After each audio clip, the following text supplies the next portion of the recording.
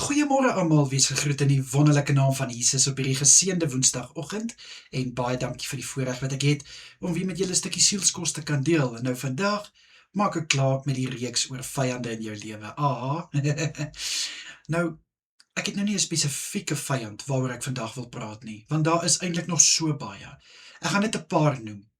Eerstens, dink julle gevoelens kan 'n vyand wees? Absoluut, absoluut. Hoekom? Want as die verkeerde gevoelens in jou lewe plaasvind, dan kan dit 'n vyand wees. Dit kan net soveel verwoesting bring. Het julle al gewonder of mense hande kan vyande wees? Natuurlik kan dit, want as jou hande gaan bloed vergiet, as jou hande gaan geslaan word waar dit nie veronderstel is om te wees nie, dan is dit 'n vyand en dit bring net soveel teestryd vir jou. Dit bring eintlik basies smart. Dit bring vir jou nie wat dit veronderstel is om te bring nie. Voete, kan jou voete 'n vyand wees? Hang af waar jy loop. Dit hang af of jy op plekke is waar jy nie veronderstel is om te wees nie. So jy sien, my boetie en sissa, daar's nog so baie wat eintlik 'n vyand in 'n mens se lewe kan wees. Nou wil ons 'n vriend van 'n vyand wees? Glad nie. Ons wil nie sy vriend wees nie, maar ons sal graag wil hê die vyand moet ons vriend wees.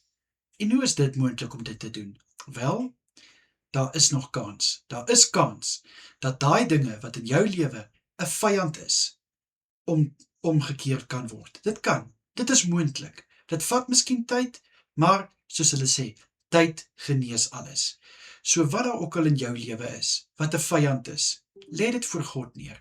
Bring dit voor God en jy sal verbaas wees hoe God dit kan verander. Hoe God net daai situasie wat 'n vyand is, kan omkeer. En ons weet altyd dat die spreekwoord sê, jou beste vriend is soms jou grootste vyand. Maar hoekom verander ons dit nie bietjie dat jou grootste vyand is nou jou beste vriend nie? Sal dit ook nie wonderlik wees nie? Ek meen, as jy 'n gevoel het vir omgee, 'n gevoel van ondersteuning, 'n gevoel teenoor jou medemens, daai liefde, wat 'n vriend is dit dan nie in jou lewe nie?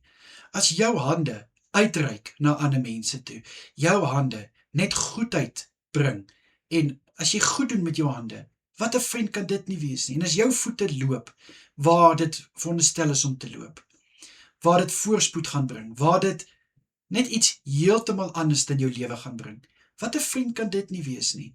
En dit kan ook so wees met al die ander onderwerpe waaroor ons gepraat het, oor wat vyande in jou lewe is, en ook vyande in jou lewe kan wees. So my boetie en sissa, ek wil jou uitnooi vandag, bring hierdie dinge voor die Here. Kom lê dit voor sy voete neer.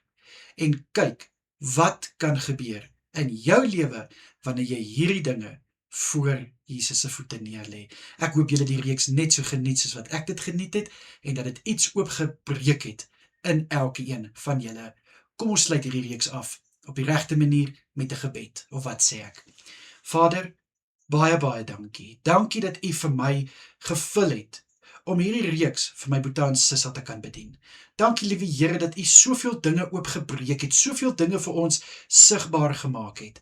Vader, ek bid, al hierdie dinge wat 'n vyand in ons lewens is, laat ons dit voor U kom neerlê.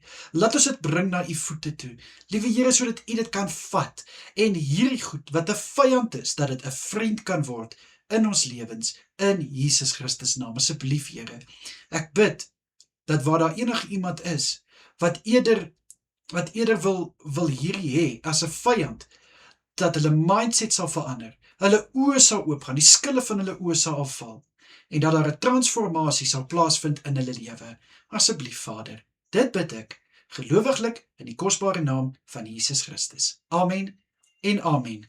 My boetie en sissa, julle moet 'n wonderlike dag verder hê. Kyk asseblief mooi na julleself, en natuurlik as dit die Here se wil is, bring ek môre weer vir julle 'n stukkie sielskos. Nou nie 'n reeks nie, iets wat die Here op my hart plaas om met julle te deel. Maar tot dan, mooi bly almal, totsiens.